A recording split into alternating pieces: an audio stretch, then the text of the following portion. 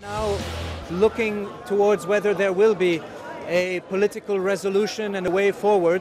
There is no guarantee at this stage, but I have to say to everyone involved that looking at the numbers of people we see here in needs of assistance, having seen the villages destroyed, having seen how many people have lost their livelihoods and their homes, we cannot imagine going back to another round of conflict.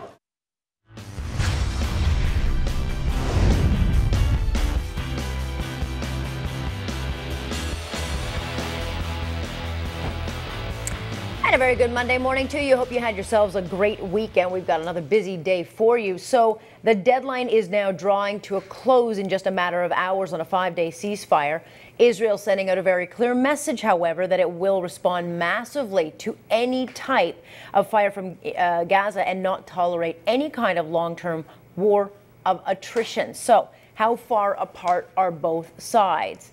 Let's find out. Let's ask Reuven Ben-Shalom. He is joining us now. He is, of course, a former Israeli Air Force pilot. You are also now a journalist who writes from your experience. Good to have you here with us this morning. So let's talk about the scenarios that could unfold. What are you predicting will happen come 5 o'clock Eastern, our time here in the West? Well, it looks like everybody's standing by to see if hostilities will be resumed.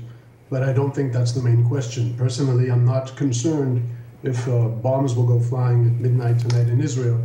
I'm more concerned about the long term.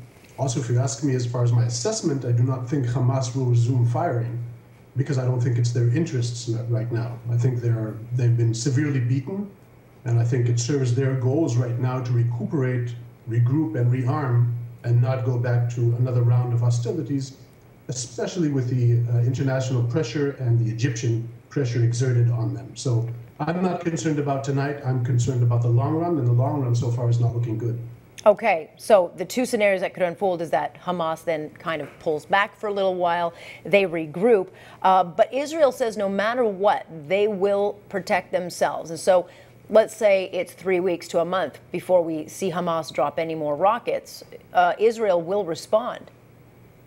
There's no question about that. I think we understand that Israel's policy now will change, and no longer will Israel tolerate a drizzle or trickle of a rocket here, a mortar there, and probably every such fire will be answered very massively by Israel.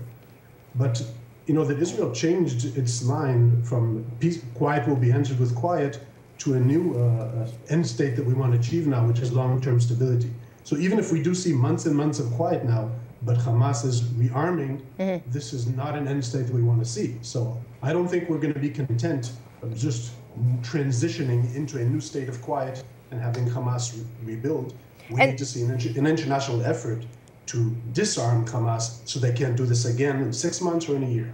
So Reuven, then what does life look like if it's just a matter of kind of holding time between, Hamas rearming itself? Does that mean the Israeli people are expected to live in complete, unknowns, as are the people of Gaza?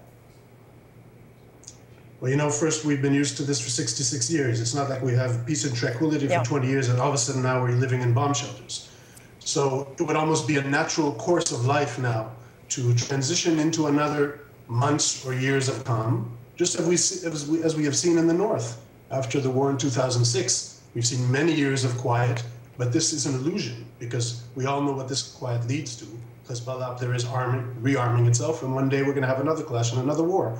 So if we go into this state of quiet now, this state of calm, life will go back to normal, or it would look like it's normal, but we have seen that it's not going to sustain itself for many years, and Hamas will do it when it's appropriate for them, or when it's appropriate to their operators, which are Iran. When it suits them, they'll just trigger it again in 6 months or in a year. So that's why I think we're not going to be willing to go back to that state of calm. We have to work on the mechanism for disarming them and make sure that they don't hold those capabilities. Then how do you disarm a group that has no, it doesn't want to disarm because their purpose still hasn't changed? I don't think they've rewritten the charter in the last couple of days.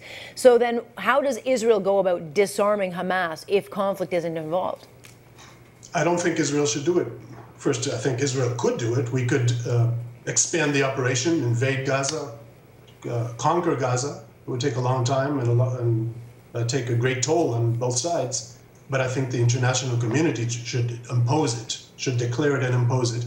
It's a very difficult mechanism. I'm not saying it's easy, but I think the international community, if they show enough resolve and using the moderate forces in the region together, I think we could establish some kind of mechanism to move forward and eventually disarm Hamas. Of course, Hamas are not going to agree. That's why I have no hopes for these so-called talks in Egypt, that they will bring some kind of agreement, because Hamas's goal is to kill us. Our goal is to live in peace and quiet. Even though Hamas will look at the camera and say on CNN or anywhere else, or on your network, they'll say, all we want is the siege to be removed. We want a port, we want an airport. They write and they teach their children that all they want is to kill us and destroy Israel. So that is not going to change, only if it's imposed and enforced. And the trick here, or the mechanism here, is, of course, rehabilitation for demilitarization. You want to rebuild Gaza as you claim. You claim you want the benefit of your own people. You want to rebuild, you want to rehabilitate. Okay, let's take away the rockets, take away the tunnels, and let's see that you use the concrete and the metal and the money to build, and not to build a terror infrastructure. One of the things, though, if this ceasefire does happen to extend or hold, Hamas holds back on firing off its rockets, which up until now it has not been able to do, will that lull the international community into thinking that everything is okay in the region? And you and I both know, just from what has happened in the past 6 weeks with Iran, it could be a very different picture in, let's say, 6 to 8 months, because Iran may, in fact, by that point, have its own bomb, its nuclear capabilities that it has so desperately sought.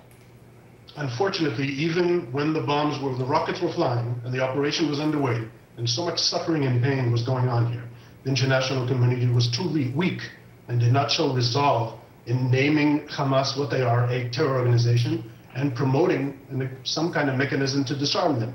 There was this weak talk, or so-called neutral talk of both sides must reach some kind of agreement and stability, and talk like that of course reaches nowhere. So if during wartime the international community was weak, I'm afraid that if there is quiet on the border, immediately, within 2 days, the international community will forget about this. No one will care. Everyone will be happy with a new quiet. And that's why I think this has to be kept on the agenda, not only by the international community, but also by the regional players, which is the Palestinian Authority in Egypt, because I keep telling everybody around the world, around Norway, Denmark, Canada, the United States, people may say that you care about what's happening in this region. Believe me, nobody cares more than us, Israelis and Arabs, of what's happening in this region. And we, when I say we, the moderates in Egypt, in the Palestinian Authority, in Israel, and the Palestinians in Gaza that are under the brutal regime of Hamas, all can push forward to eventually topple Hamas, or at least force Hamas into changing their way and dismantling the strategic weapons that will enable them just to start an all-out war in a year from now. Yeah, one of the things that has presented itself as far as a challenge in these negotiations is that there's a lot of fractions. There's Fatah, Hamas, Islamic Jihad. They're all very, very fractured right now. Even within Hamas, the military thinks quite differently from its political branch. So moving forward, what kind of challenge does that pose to Israel? And in the interim, while we've got relative quiet, how can Israel help Gaza rebuild, and how can Gaza itself get any kind of restructuring in place, whether it be electricity, food, medical aid in place? It's kind of just it falls into this wait and see period, but Israel can't really do much because it's not going to put itself at risk. Well, Israel puts itself at risk every day. There are Israelis working on the border crossings, the southern crossing of Kerem Shalom. Israelis risk their life every day to bring in truckloads into Gaza. More than 100 trucks a day go in with food, medical supplies, and Hamas are targeting with mortars the crossing itself. So Hamas are actually trying to prevent Israel from assisting to bring in foods and goods. Of course, you would expect everyone to turn to Hamas and say, are you nuts? But of course, nobody does that. So I would say that Israel is already working very hard to sustain life in Gaza and promote the situation there, because of course what's happening on the ground now is very difficult. Israel would have to play a key role in any mechanism that will be built in the future. I'm not saying that Israel will bear responsibility for building Gaza, but surely, because we're on the border and Egypt is on the border, we will have to facilitate it and assist with it with the international community and all the resources and money that will come in from all over. So I think we would be proud to assist in rehabilitating Gaza because that's our goal. If you ask me what Israel's goal, by the way, is that I want Gaza to export strawberries. Unfortunately, Hamas's goal is to export rockets. That's the way it is. So I want to force Hamas into a situation where they cannot export rockets, and the international community has to help the Gazans to grow strawberries and export strawberries instead. Yeah. As far as your second question about the factions, extremely complicated.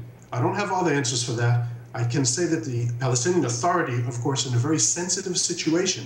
I think we all have to help them to resume their role of leadership, because eventually the Palestinian Authority should lead all of the Palestinian territories, including Gaza. That means taking over Hamas. Sure. Well, of course, we will watch and wait and see what happens at the 5 o'clock deadline, our time. Thanks so much for joining us this morning, Reuven. Thank you very much. Reuven Ben-Shalom joining us this morning here on Sun News. And we'll keep you updated as to what happens in that situation. We are.